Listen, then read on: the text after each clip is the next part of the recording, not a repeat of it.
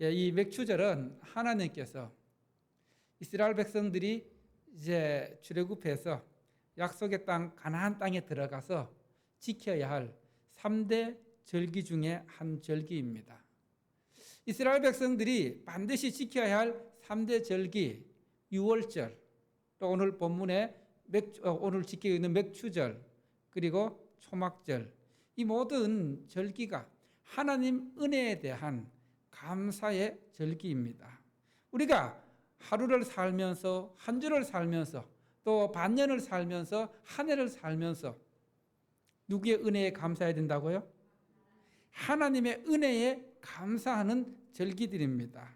특히 오늘 맥추절은 이제 이스라엘 백성들이 가나안 땅에 들어가서 유월절, 하나님께서 애굽의 노예에서 구원해 주신 그 구원의 은혜에 감사하는 절기를 지키고 난 50일째 되는 해에 50일째 되는 날, 그날 어떤 시기적으로 어떤 일이냐 하면은 보리 씨앗을 뿌려서 보리의 첫 수확을 거두는 절기가 맥추 감사주일입니다. 그래서 보리맥자 써서 맥추절. 여러분이 농사를 지어 보신 분들은 알겠지만은 이 농사 짓는 게 농부의 수고만으로 풍성한 열매가 맺혀지는 건 아니에요. 누구의 도움이 있어야 될까요? 하나님의 도우심. 아무리 농부가 땀을 흘리고 아무리 열심히 해도 하나님께서 은혜 주시지 않으면, 하나님께서 적당한 데에 비를 내려주시지 않으면 풍성한 수확을 거둘 수 있습니까? 거둘 수 없다는 겁니다. 그래서 이런 절기마다 하나님의 은혜에 대한 감사를 드리는 것이 절기의 중요성입니다. 오늘날 우리가 농사를 짓고 있지 않지만은 맥주절을 지키는 의미는 이 맥주절을 기점으로 한 해의 절반을 보내고 또 남은 한 해의 절반을 시작하는 그 시점에서 지난 6개월간 우리를 지켜주신 하나님의 은혜에 감사하는 마음으로 예배 드리는 것이 맥추절입니다. 그리고 또 새롭게 시작하는 6개월도 지켜주신 하나님께서 여호와 이레의 은혜로 지켜달라고 믿음으로 결단하는, 맡기는 주일이 맥추 감사주일입니다. 저는 지난 주간 전국 목회자 수건과 대야 세미나에 다녀왔는데 참으로 많은 은혜를 경험하는 시간들이었습니다.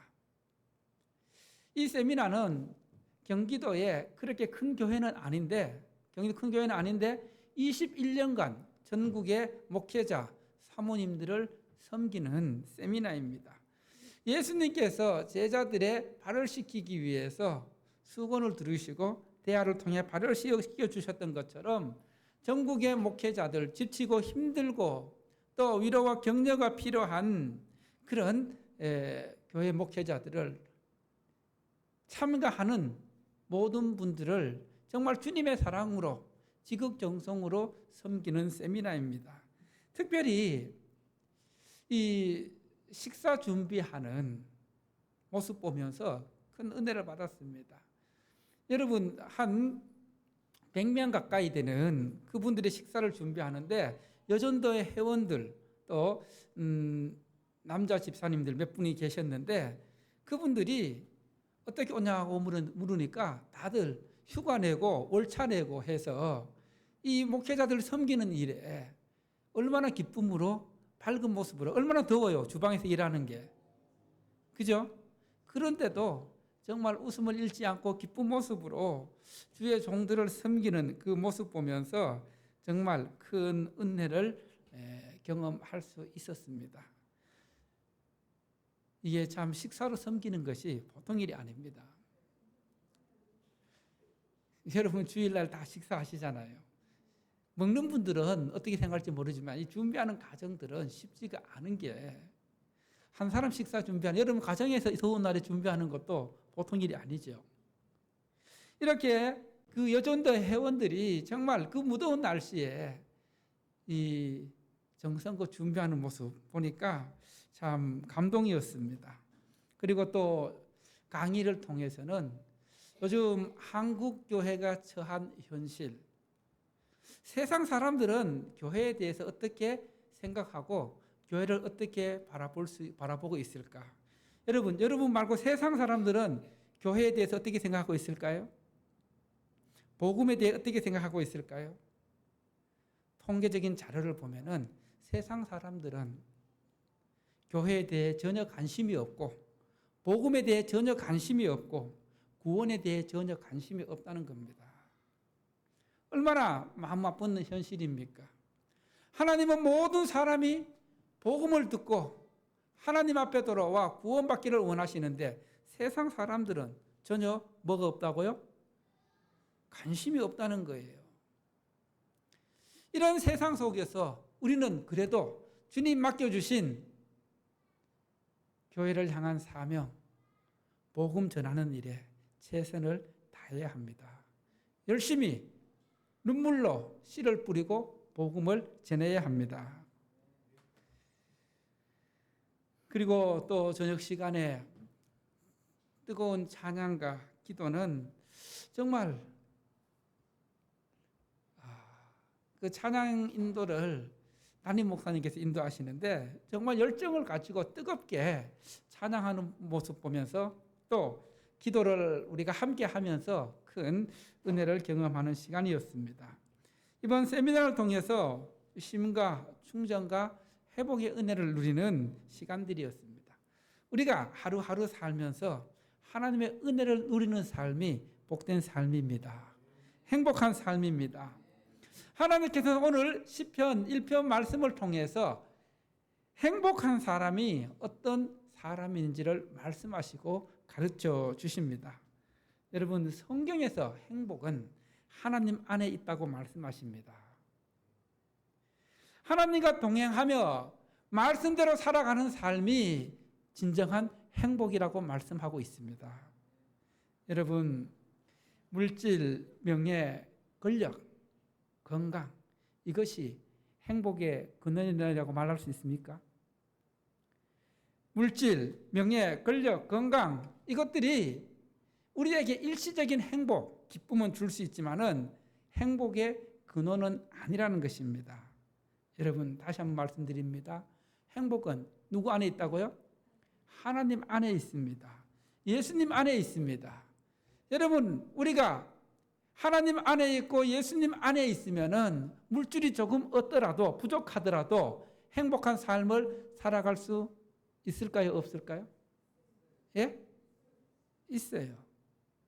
그러나 하나님 없이 예수님 없는 사람들, 아무리 많은 물질을 가지고 그리고 또 권력을 가졌다 할지라도 이들의 삶이 진정한 행복한 삶이라 말할 수 있을까요? 여러분, 참된 행복은 예수님을 믿을 때 주어지는 하나님의 은혜의 선물입니다. 아까 우리가 예배 시간에 행복이라는 찬양 불렀잖아요. 가진 것이 없어도 감사하며 기도하는, 나누는 삶이, 이것이 진정 뭐라고요? 행복. 그래서 오늘 말씀은 참으로 행복한 사람이 어떤 사람인지 내 말씀하고 있는데, 다시 한번 마음에 새기기 위해서 한번 자막 띄워주세요. 자, 같이 읽어보도록 하겠습니다. 시작.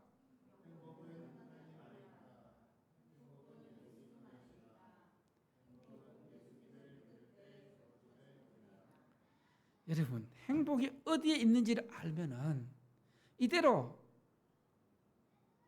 나아가면은 행복한 삶을 살아갈 수 있다는 거예요.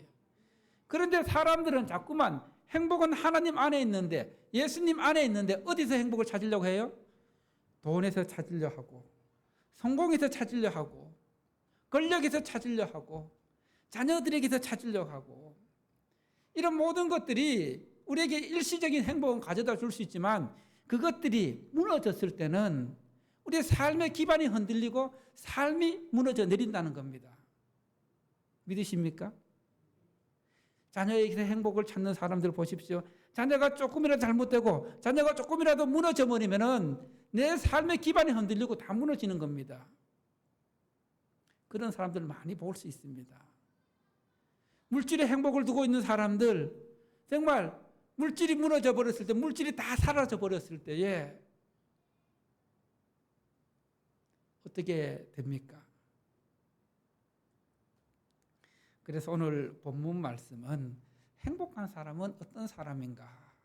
여러분 말씀 속에서 답을 찾을 수 있기를 바랍니다. 첫째로 따라합시다. 행복한 사람은 악인의 꾀를 쫓지 않는다.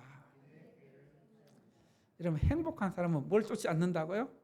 악인의 꾀를 쫓지 않는다. 자, 여기서 악인은 어떤 사람이냐 하면은 따라합시다. 표준이 없는 사람, 기준이 없는 사람, 삶의 표준과 기준이 없기 때문에 자기 마음대로 살아갑니다. 행복한 사람은 이런 악인의 꾀를 쫓지 않는다는 겁니다. 그래서 꾀가 뭘까요? 꾀는 생각을 의미합니다. 뭘 의미한다고요? 생각. 여러분 악인들은 그 생각하는 것들이 좋은 생각일까요? 나쁜 생각일까요? 나쁜 생각으로 가득 차 있습니다. 악한 생각으로 가득 차 있습니다. 악한 생각, 나쁜 생각, 이것으로 가득 차 있기 때문에 그것이 말로 나타나고 그것이 행동으로 나타나기 때문에 악인이 되는 것입니다. 그런데 행복한 사람은 이런 악인들의 뭘 쫓지 않는다고? 생각을 쫓아가지 않는다는 겁니다. 그리고 두 번째로 행복한 사람은 죄인의 길에 서지 않는 사람들입니다. 자, 따라합시다. 행복한 사람은 죄인의 길에 서지 않는다. 자, 여기서 죄인이란 어떤 사람이냐 하면 따라합시다. 목표가 없는 사람. 목표가 없는 사람. 삶의 목표가 없다는 겁니다. 여기서 삶의 목표는 세상 사람들이 말하는 삶의 목표가 아닙니다. 이 원래 죄라는 말이 헬라어 하마르티아라는 말인데 우리가 화살을 쐈을 때 관역을 벗어나는 것, 이것을 죄라고 표현하고 있습니다. 그래서 이 죄인은 삶의 목표, 삶의 관역을 벗어나는 삶을 살아가는 사람들, 우리의 삶의 방향, 우리의 삶의 목표가 하나님 안에 있을 때 우리는 행복한 삶을 살아갈 수 있고 행복한 사람이 된다는 것입니다. 그런데 죄인은 이 삶의 목표가 하나님으로부터 벗어나 있기 때문에, 하나님을 벗어나서 생활하기 때문에 이것이 죄인의 삶이 된다는 것이죠. 행복한 사람은 이런 죄인의 길에 서지 않고 하나님과 동행하는 사람, 또 하나님께 삶의 목표를 두는 사람이 행복한 사람입니다. 세 번째로 또 행복한 사람은 어떤 사람입니까? 어떤 자리에 앉지 않습니까? 오만한 자의 자리에 앉지 않는 사람. 오만한 자리에 앉지 않는다. 여러분, 오만하다, 다른 말로 하면 교만하다는 말입니다. 교만한 사람. 어떤 사람이 교만합니까? 하나님 없이 자기가 최고라고 생각하는 사람들, 하나님 없어도 된다고 생각하는 사람들, 그것이 다 교만입니다. 그래서 하나님 없기 때문에 자기 마음대로 살아가고, 그리고 또 하나님을 반역하며 살아가는 사람들입니다. 그래서 하나님께서는 말씀을 통해서 따라합시다. 교만은 패망의 선봉장이다. 교만이 뭐라고요? 교만하면은 패망, 망하는데 선봉장이 된다는 것입니다.